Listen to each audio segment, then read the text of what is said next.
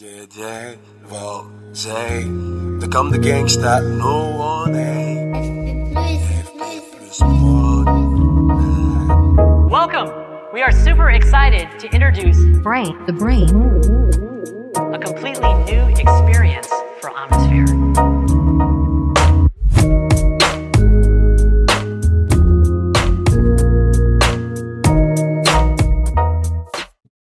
Chers amis, c'est un plaisir de vous retrouver aujourd'hui pour un nouvel épisode de nos podcasts de l'antifragilité, les podcasts qui rendent hommage à ce grand Nassim Nicolas Taleb et ce concept d'antifragilité, c'est-à-dire tout ce qui ne me tue pas me rend plus fort, comme dirait Nietzsche, mais à certaines conditions et jusqu'à un certain point.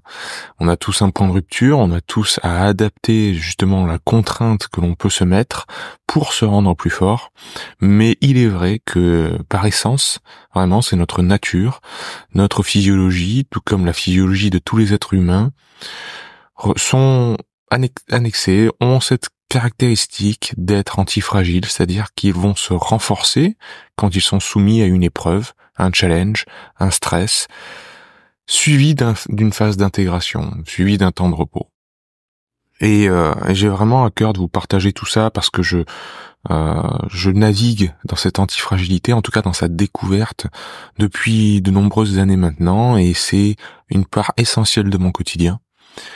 Et je suis toujours fasciné par le fait qu'on la trouve, cette antifragilité, partout autour de nous, dans tous les systèmes complexes, dans tous les aspects de la vie. Aujourd'hui, je vais vous parler de philosophie, comme bien souvent, parce que je suis en train de lire un petit livre qui s'appelle Le Soleil et l'Acier de Yukio Mishima. Yukio Mishima, qui est un penseur philosophe japonais relativement connu, et très très impactant, vraiment atypique et j'oserais dire dans les extrêmes, et pour moi c'est le plus beau des compliments que l'on puisse faire à une personne, être dans les extrêmes, sortir du moule, sortir de la normalité ou de la norme, les deux. Sortir de la norme, c'est évidemment beaucoup plus intéressant parce que la norme tue les personnalités, tue les gens, tue ce qui fait de nous chaque être un être original. La normalité également, c'est sortir un petit peu de ce qui est trop souvent là au quotidien, de ce qui est normal à faire dans les actes. Donc sortir de la norme comme de la normalité, pour moi c'est le plus beau des compliments et le pire la pire des insultes, je pourrais dire, ce serait de dire de quelqu'un qui est normal, qui rentre bien dans le moule, qui s'est adapté à la société, qui s'est intégré à la société. Ça, pour moi, intégré aux masses, intégré à la masse, c'est vraiment le pire des objectifs à avoir, et force est de constater que c'est ce qui nous a été vendu depuis la Seconde Guerre mondiale. On a essayé de tout normaliser, de tout aplanir, que ce soit au niveau de l'agriculture, que ce soit au niveau de toutes les industries, on nivelle par le bas pour pouvoir produire en masse. Cette stratégie, elle n'existait pas avant dans l'histoire humaine. C'est vraiment au sortir de la Seconde Guerre mondiale où ça a pris un nouvel essor. Et on peut voir à quel point ça a changé les mentalités, c'est-à-dire que la génération de nos parents, donc ceux qui sont nés dans les années 50, 60, alors moi j'ai 33 ans, donc voilà, je dis la génération de nos parents, mais peut-être que vous avez un tout autre âge que moi. Mais ceux qui sont nés après-guerre sont nés avec cette mentalité-là. Que écouter ce que disent les masses et ce que fait monsieur et madame tout le monde, c'est la vérité. Mais comme disait Coluche, c'est pas parce qu'ils sont nombreux à avoir tort qu'ils ont forcément raison. Et de nos jours, quand c'est dit à France 2, c'est parole d'évangile. Donc il faut vraiment remettre les choses dans leur contexte. On en sort un petit peu et j'en suis content. Mais cette norme qui aplanit les choses est mortifère pour l'être humain et même pour le vivant. On peut le voir, ce qui se passe au niveau de l'agriculture versus la permaculture. Donc on en revient à mon cher Yukio Mishima qui lui définitivement sortait des normes. Quoique, enfin en tout cas, il agissait tel un samouraï, et il le dit bien, hein, une de ses citations dans je sais plus quel bouquin, c'est que sa seule voie, sa seule tension, c'est de réveiller en lui le samouraï existant, se rapprocher de ce samouraï-là.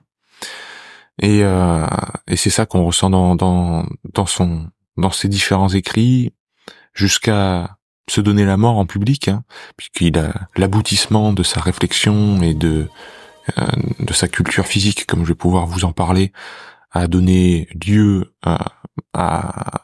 au suicide, au seppuku traditionnel en place publique. Donc c'est pas du tout, sa démarche était pas du tout un corps sain dans un esprit sain dans un corps sain comme on peut l'avoir en Occident. C'était plutôt une démarche de découverte de soi, mais aussi de finitude, découverte de sa finitude, d'un très grand romantisme. Et en ce sens, il est un auteur vraiment à part, surtout en Occident, à découvrir, vraiment, à lire. Et il va me faire en fait découler sur plusieurs thèmes là que j'ai notés devant moi, ce cher Mishima, qu'on va explorer ensemble et qui va nous permettre aussi de refléter sur notre propre démarche personnelle. Est-ce qu'on recherche des objectifs? Est-ce qu'on profite de l'instant présent? Ou est-ce qu'on est perdu dans le quantifié et le quantifiable? Donc voilà, Monsieur Mishima, c'est notre point de départ, avec ce livre, Le Soleil et l'acier, que j'ai appréhendé en fait presque par hasard. C'est un ami qui m'a dit, il faut que tu lises le Mishima, c'est voilà, un ami philosophe dont je vais parler après. Il faut que tu lises Mishima, c'est incroyable et ça rejoint énormément de ta pensée. Et j'ai pris un peu au hasard Le Soleil et l'acier, sans savoir que ces termes, le soleil et l'acier, renvoyaient en fait à son entraînement physique, à la découverte de l'entraînement physique. Pourquoi le soleil? Parce qu'il s'entraînait dehors, au soleil, il avait besoin que le soleil chauffe sa peau, voire brûle sa peau pour se sentir vivant. Et l'acier, en fait, c'était l'acier des poids qu'il soulevait. De nos jours, on dirait la fonte, quoi. Je pousse de la fonte. Je vais à la salle pour pousser de la fonte. Ben lui, il allait dehors pour pousser de l'acier. Et il a transcendé son être, tout son être, par l'exercice corporel. Et en fait, on a eu la même démarche, lui et moi. C'est pour ça que ça me touche énormément. C'est qu'il raconte que dans sa jeunesse, alors je sais pas jusqu'à quel âge, je suppose jusqu'à au moins ses 20 ans, en tout cas toute son adolescence, il était perdu dans un monde de mots. Il était reclus dans sa grotte, comme il dit, donc j'imagine dans sa chambre, entouré de livres et grattant du papier, dans sa tête, dans son esprit, dans les mots, qui avaient une action corrosive, dit-il, sur lui-même. Il dit, les mots sont corrosifs, ils me rongent de l'intérieur, et il a ressenti le besoin de séjourner à l'extérieur au bout d'un moment. Alors que il nous partage un de ses poèmes quand il était plus jeune, où il disait, en gros, je sors dehors, mais vivement que je rentre dans ma grotte, ma chère grotte que j'aime tant.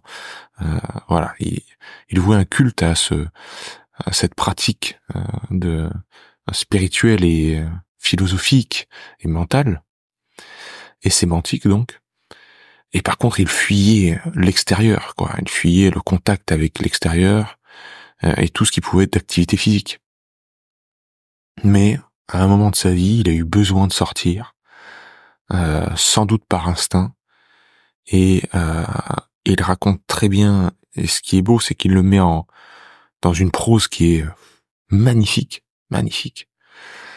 Et à ma connaissance, c'est la seule personne à avoir philosophé et presque écrit des poésies sur cette transcendance par l'effort.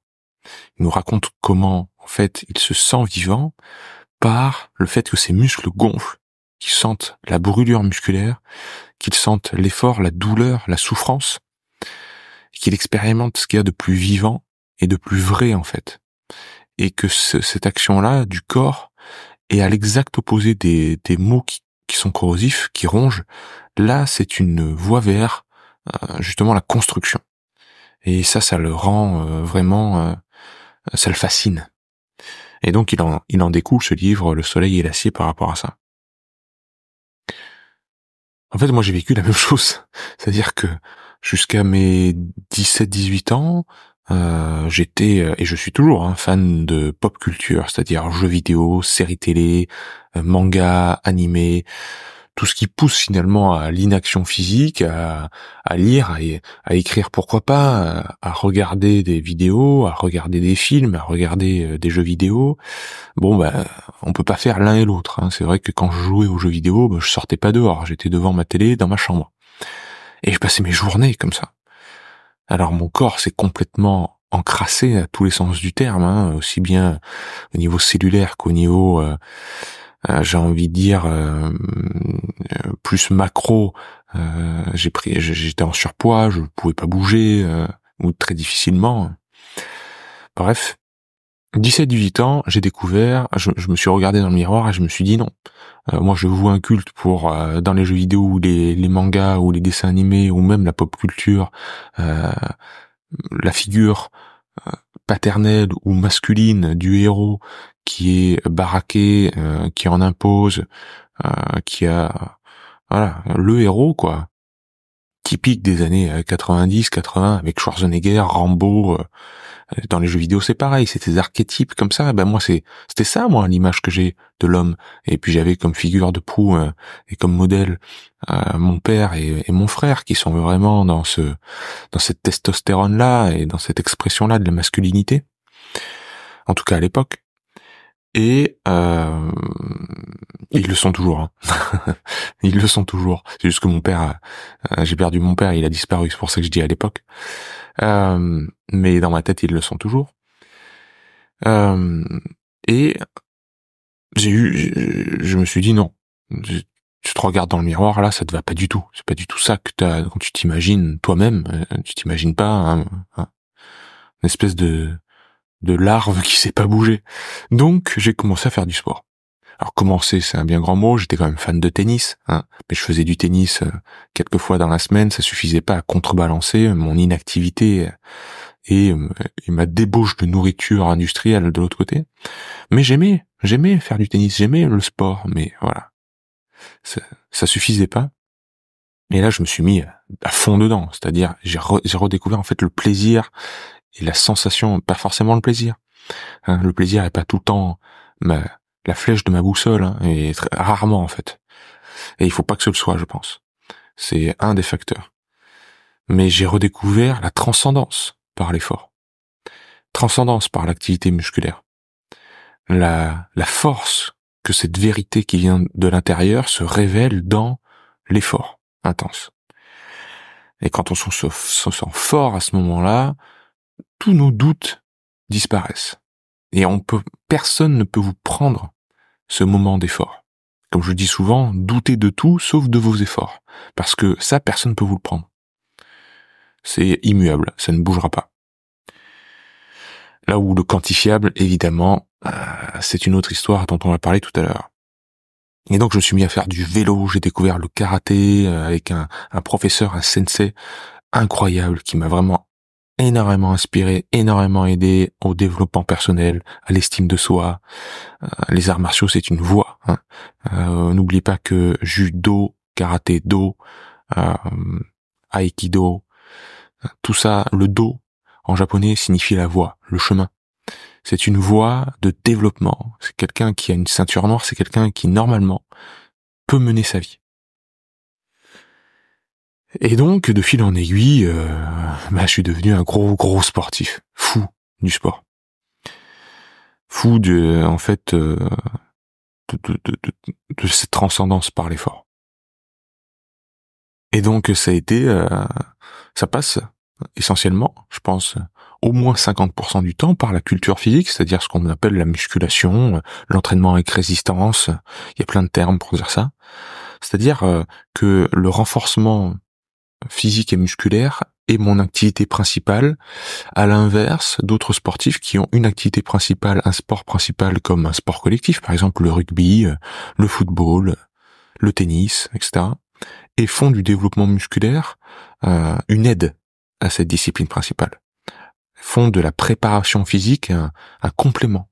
Moi, la préparation physique, c'est l'activité majoritaire. Et c'est pas forcément adapté à tout le monde, ça. Hein. Cette préparation physique, on est seul avec nous-mêmes, on est seul avec notre corps, et il y a autant de pièges que de bénéfices à en tirer.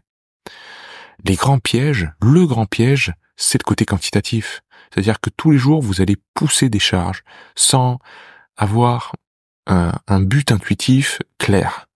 Et ça, c'est très important pour le corps, un but clair, une intention. Parce que notre physiologie est programmée pour des intentions claires qui ont un but et un sens. Du genre jeter une balle. Si je jette une balle, je vois ma balle partir, je vois la balle arriver à un certain point, je vois mon ballon rentrer dans un panier de basket, je vois une action s'accomplir. Alors que si je m'assois, je pousse sur un banc des poids, ça n'a pas de transférabilité dans ma vie quotidienne. Et ça, c'est très dur pour l'esprit. C'est très dur pour l'esprit de se dire, ok, dans cette action qui n'a pas de fin en soi, qui n'a pas d'objectif, qui n'a pas de sens en fait, parce que le corps réfléchit toujours en termes de survie. Hein. Donc, dans cette action qui n'a pas de sens, pour moi, je dois dégager de la force. Alors que normalement, le dégagement de la force par le corps, c'est uniquement pour survivre. C'est uniquement pour accomplir une action qui a du sens. Donc, on peut très rapidement mettre du sens derrière le quantifiable, derrière les nombres et la mesure, et la métrique. Donc, chaque jour, les gens reviennent à la salle avec un objectif de pousser plus de poids, rajouter 1 kilo à la barre, de rajouter un nombre de répétitions, de ne pas arriver seulement à en faire 10, mais à en faire 12, de réduire les temps de repos, de perdre du poids, de gagner du poids.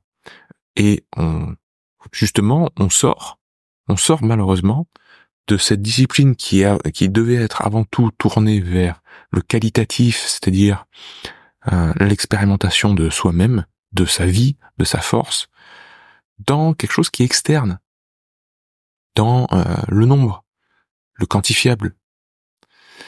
Et là, on peut se perdre, ou en tout cas, sinon se perdre, ne pas avoir les véritables bénéfices de cette préparation physique. En tout cas, on n'a pas la préparation mentale et on n'a pas le développement personnel.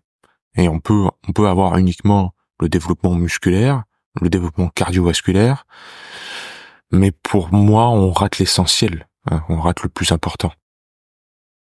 Et force est de constater, parce que je vais beaucoup dans les salles de musculation, non seulement pour coacher les gens, mais aussi pour m'entraîner et changer mes routines, que 99% des gens qui y vont n'ont pas de réflexion derrière ça. Hein, c'est quand même très terre à terre et très, encore une fois, dans le monde de la mesure, dans le monde de la quantité.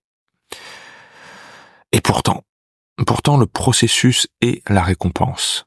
Le processus est la récompense. Quand je dis c'est EST. C'est-à-dire, le processus, c'est la récompense. La récompense n'est pas dans l'objectif à atteindre, la récompense est dans le fait de faire. Comme dirait Ido Portal, there is only the doing. Il n'y a que le fait de faire. Le reste importe peu, voire pas du tout. Mais on essaye de quantifier les choses, les mettre dans une certaine forme de limite, une bulle, une box, une boîte. Et surtout, on place l'objectif à atteindre, donc quantifiable, hein, vous avez bien compris. On place l'objectif à atteindre comme la sacro-sainte voie d'épanouissement. Il n'y a rien de plus faux. On le voit bien, on l'a bien vu, encore une fois, depuis la Seconde Guerre mondiale, les 30 Glorieuses, la venue de cette société de consommation qui est poussée à son paroxysme de nos jours. Les gens qui deviennent millionnaires, milliardaires du jour au lendemain ne sont pas plus heureux, hein. En accumulant de la quantité, c'est pas ça qui les rend épanouis. Et ils nous le disent en plus. Combien de milliardaires ont écrit des bouquins en disant c'est pas la voie, les gars, c'est pas le chemin, je me suis trompé, n'empruntez pas le même chemin. Et pourtant, tout le monde se jette dessus. Et le quantifiable, le quantifié, prend d'autres formes. De nos jours, c'est le nombre de likes sur Instagram, le nombre de partages, le nombre de stories, le nombre de... Voilà. Donc c'est difficile d'en sortir, très difficile.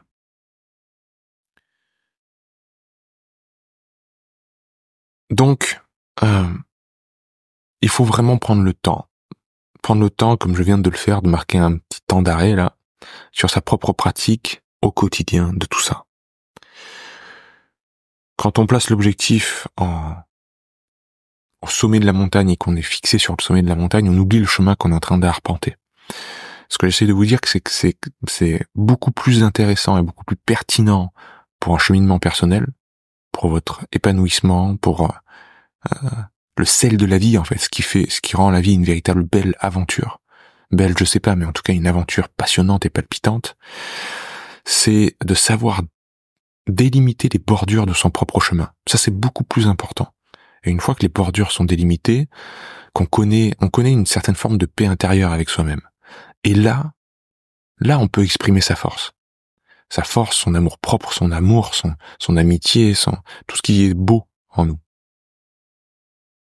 Alors que si l'on vise le sommet de la montagne et qu'on garde le sommet de la montagne, on garde les yeux braqués dessus et qu'on essaye d'arpenter le chemin, on va se perdre la plupart du temps, on va mettre les pieds là où il faut pas, on va être déçu, on va être frustré, on va culpabiliser de mal faire les choses.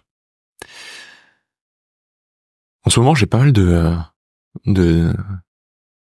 d'objectifs personnels. Je laisse surtout pas prendre le dessus.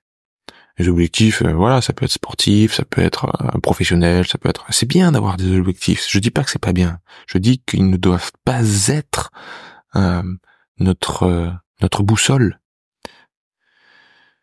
Ils doivent être juste là pour savoir où l'on va, comme exactement cette analogie de la randonnée en montagne dont je vous parle. Quand vous faites une randonnée en montagne, vous voulez escalader un sommet, vous savez quel sommet vous allez escalader, hein. Il y a pas de problème, vous naviguez pas par hasard, et c'est important de savoir naviguer sans le hasard, se dire que ok, je vois où je vais. Par contre, si je regarde le sommet de la montagne sans arrêt, je vais pas regarder où je mets les pieds et je vais me blesser. Autant je vais même mourir, je vais même tomber de la falaise. Donc il faut que je regarde où je mets les pieds. Et les gens ne regardent plus où ils mettent les pieds. Ils ne regardent plus leurs actes au quotidien. Ils ne reflètent plus sur leurs pensées, ni les mots sémantiques qu'ils utilisent pour eux-mêmes. Et pour les autres. Et en présence des autres. Et ça, c'est mortifère. Donc, comment placer ces bordures-là, c'est avant tout reprendre, comme je le dis souvent, possession de son sacré. Qu'est-ce qui est sacré pour vous? Qu'est-ce qui vaut la peine de mourir? L'amour, l'amitié, la famille, voilà, délimiter ce qui est sacré pour vous. Peu importe. Les valeurs, la justice, peu importe. Mais une fois que vous avez ces valeurs, une fois que vous avez délimité ce qui est sacré pour vous, vous avez ces bordures-là. Et c'est rassurant, et c'est bien, ça fait du bien. Et c'est un socle solide sur lequel vous allez pouvoir exprimer votre force. Alors, on a eu un petit débat avec mon ami Mickaël, qui est professeur de philosophie, avec qui je fais des vidéos sur l'université libre de Montpellier, qui me disait ouais, le stoïcisme c'est bien. Le stoïcisme, j'en parle souvent, vous en avez déjà entendu parler sur ce podcast ou sur Vérisme TV. Il me dit le stoïcisme c'est bien, mais c'est pas applicable au plus grand nombre. La masse ne peut pas voilà en profiter, c'est pas au niveau socialement, c'est pas réaliste en fait. Tout le monde va pas devenir stoïcien, et même toi si t'as des enfants, tu vas pas t'empêcher d'avoir du souci pour ton fils. Tu peux pas être toujours tourné vers toi-même et cette posture, penser à la posture physique comme mentale, tu vas forcément en dériver par les événements de la vie, et encore une fois, c'est pas possible pour tout le monde. Mais c'est pas ça. Ça c'est avoir mal compris le message de la philosophie des stoïciens. Ça serait penser que, encore une fois, atteindre un état stoïque, de parfait contrôle de soi, les stoïciens nous disent ça, c'est-à-dire il y a des événements extérieurs qui nous arrivent, on peut pas les contrôler, donc il faut pas y prêter attention, et uniquement prêter attention sur ce qu'on a contrôle, c'est nous-mêmes, nos pensées, etc. Mais ça, ce serait penser que cet état stoïque parfait, c'est l'objectif à atteindre. Ou en tout cas que la doctrine stoïcienne, c'est dire vous devez être stoïque. Vous devez atteindre cet objectif-là. Et là, c'est encore une approche par objectif et quantifiable. La doctrine stoïcienne, c'est pas quelque chose de quantitatif et d'objectif, avec comme, j'ai du mal à le formuler, mais c'est pas basé sur l'objectif à atteindre, encore une fois. C'est une tension. La doctrine stoïcienne, c'est faire de son mieux au quotidien pour s'approcher au plus près de ce contrôle-là, par la raison sur les émotions. Ce n'est pas du tout 0 ou 1, ce n'est pas du tout une approche binaire où soit vous êtes stoïcien, soit vous ne l'êtes pas, soit vous êtes en contrôle avec vous-même, ah ça y est, je suis stoïcien, c'est bon, j'ai gagné, soit je perds contrôle, ah merde, je suis plus stoïcien, j'ai perdu contrôle, je me suis emballé, j'ai eu une émotion, j'ai été en colère, j'ai été triste. Pas du tout. Marc Aurèle passe son temps à, en fait, naviguer. Et pourquoi il écrit ses pensées? Parce que il veut en fait, il écrit chacune de ses pensées à chaque fois qu'il a dérivé de ça. Mais ce qui est important, c'est qu'il est stoïcien parce qu'il a la tension, la volonté profonde de tendre vers cet absolu, cette caractéristique si belle de savoir gérer sa vie, de mener sa barque. Donc à chaque fois qu'il a dérivé de ça, il a pris une note. Il a dit, petite note pour moi-même, en tout temps, demande-toi si c'est juste. Voilà, celle-là je l'adore, elle fait une ligne, c'est en tout temps, demande-toi si c'est juste. Parce qu'à mon avis, il a dû faire un truc pas juste. Il a dû faire une action où il a senti que voilà, la justice n'était pas au rendez-vous dans sa prise de décision, et il s'est dit, putain, j'aurais dû réfléchir. J'aurais dû prendre le temps de me poser et de me dire, ce que t'es en train de faire là, est-ce que c'est juste? Est-ce que c'est adapté? Est-ce que c'est adapté à moi, par exemple? Est-ce que c'est adapté à ma physiologie? Ce que je suis en train de manger là, est-ce que ça sert la tension que j'ai vers une certaine forme d'idéal physique, mental, etc. Quand je mange des chips, quand je mange de la pizza, est-ce que ça sert? Est-ce que c'est juste? Est-ce que c'est adapté à moi?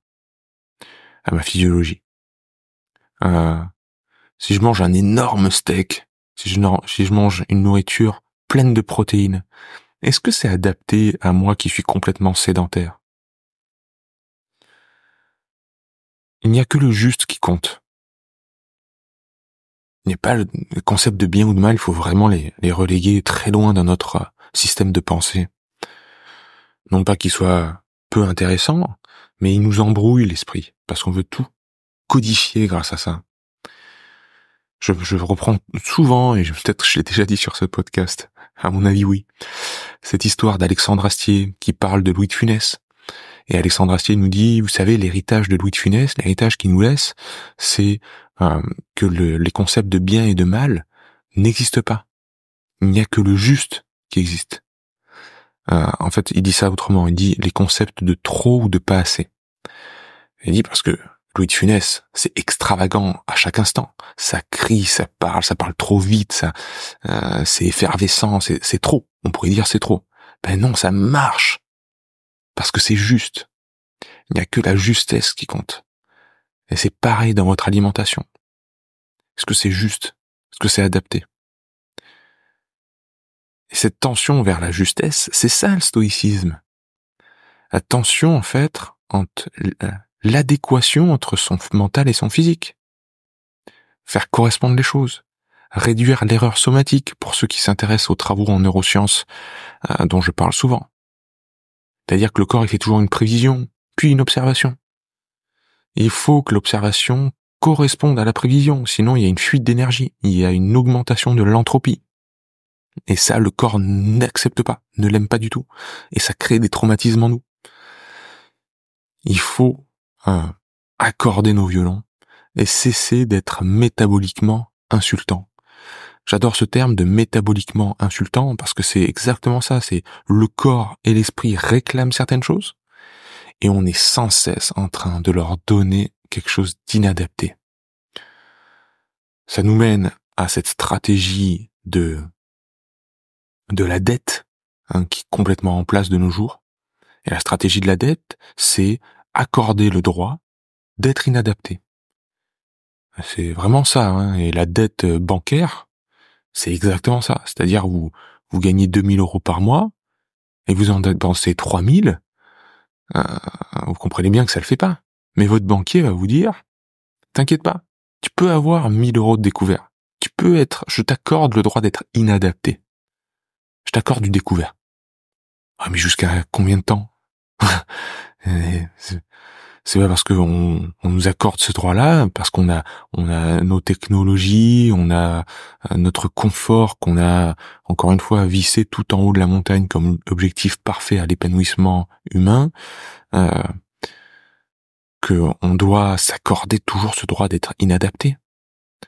Donc ça fait que, en bout de course, au fil des décennies, on en est arrivé à cette absurdité de d'arpenter nos chemins de vie avec des baskets surélevées sur 3-4 centimètres de plastique, coupant totalement le capteur podal au niveau du système nerveux.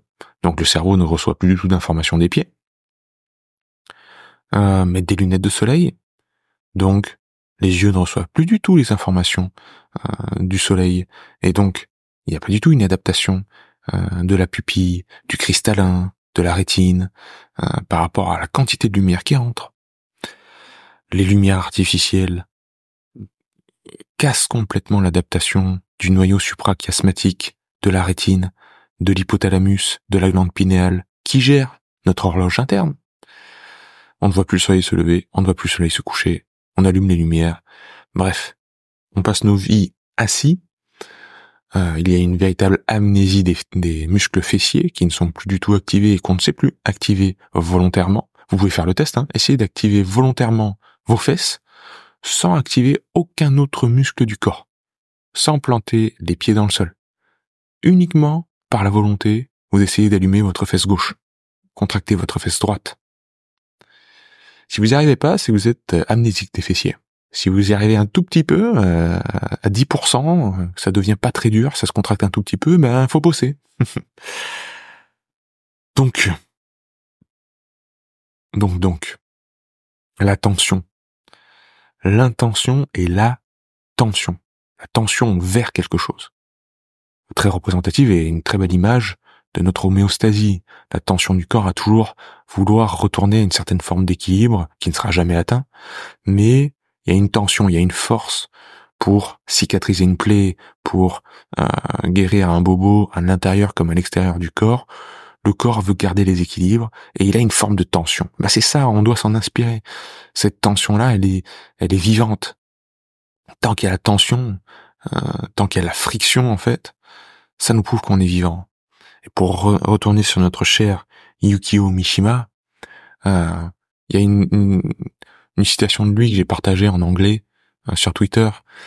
Alors je vous la traduis à la volée. Il disait, j'ouvre les guillemets, I am one who has always been interested only in the edges of the body and the spirit, the outlying regions of the body and the outlying regions of the spirit. Je suis un individu qui a toujours été intéressé uniquement par les bordures externes du corps et de l'esprit.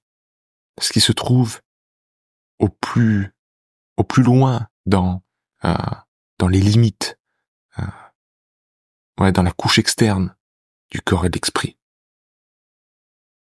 Et il continue, la profondeur ne m'importe peu. Je la laisse aux autres qui sont bas d'esprit entre guillemets, qui sont uniquement à barboter dans le petit bain et dans la place commune. C'est très très fort pour moi parce que c'est toute ma vie, je le dis toujours, la vie s'expérimente et s'exprime le plus fortement dans les extrêmes. C'est dans l'hormèse, c'est dans le bain froid, c'est dans l'effort qu'on se sent véritablement vivant. C'est dans le sentiment amoureux qui est incroyable, mais aussi dans le sentiment colérique, dans dans les extrêmes. C'est là où tous les masques tombent et on révèle ce qu'il y a véritablement au fond de nous. Dans le douillet, dans le confort, quand on est dans une maîtrise totale, que le mental a totalement contrôle sur le corps, on peut mettre le masque qu'on veut. On peut jouer à certains jeux de rôle, avec sa famille, avec son cadre professionnel. Placer quelqu'un dans un bain froid, vous verrez, les masques tombent. Et donc notre cher Mishima, il n'est intéressé que par les extrêmes, et ça me fait penser à la physique quantique, ça me fait penser au débat qu'il y avait eu entre Susskind et Stephen Hawking. Stephen Hawking qui disait dans un trou noir, l'information se perd. C'est-à-dire la lumière peut pas s'en échapper et donc l'information se perd. Et Susskind a répondu, Léonard ou Benjamin, je sais plus le prénom, a eu un énorme débat, ça s'est appelé The Black Hole War, la guerre du trou noir. Alors en français, ça fait un petit peu film interdit aux moins de 18 ans, mais il y a rien de cochon là-dedans. La guerre des trous noirs, on va dire, c'est pas mieux. En fait, lui, sa théorie, c'est disait que non, l'information qui se perd, ça n'existe pas. Dans l'univers, rien ne se perd, rien ne se crée, tout se transforme. S'il y a une information qui se perd, ça viole les lois de la thermodynamique même. Donc, obligatoirement, l'information est transférée quelque part. Elle se déplace, simplement.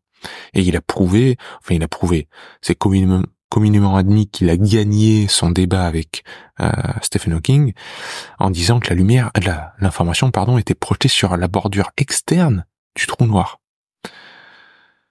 Donc, encore une fois, on est sur cette bordure externe. Pour moi, c'est très révélateur et à l'image même de nos cellules.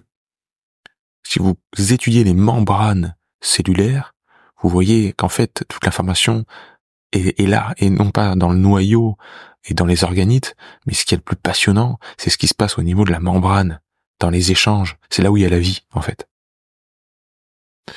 Bref, on raccroche les wagons. On a parlé de beaucoup de choses aujourd'hui. Si vous n'avez jamais goûté à cet effort physique maximal, intense, d'intensité maximale, c'est difficile de comprendre et d'appréhender les mots qui sont sortis aujourd'hui dans ce podcast.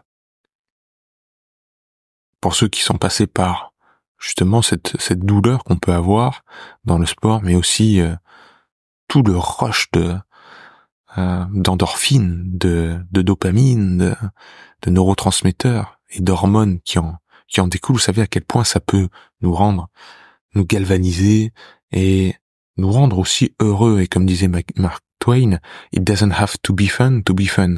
Faut pas forcément que ce soit fun pour que ce soit fun. C'est pour ça que les gens qui, entre guillemets, se font du mal dans le sport, dans l'effort intense, ils y retournent tous les jours. Parce que c'est l'expérimentation même de la vie. On se sent vivant et on a envie d'être vivant tous les jours. Donc je ne peux que vous encourager à vous découvrir vous-même dans ces extrêmes-là et ne pas chercher le confort comme objectif premier. On a parlé beaucoup du confort dans ces podcasts déjà, mais je pense que prendre le temps de coucher sur papier sa propre définition du confort et quel objectif j'ai dans ma vie actuellement, ça peut être très vertueux. Donc faites-le pour la prochaine fois, faites-le avant le prochain podcast. Et si vous pouvez, lisez notre cher Yukio Mishima. Allez, à bientôt les amis.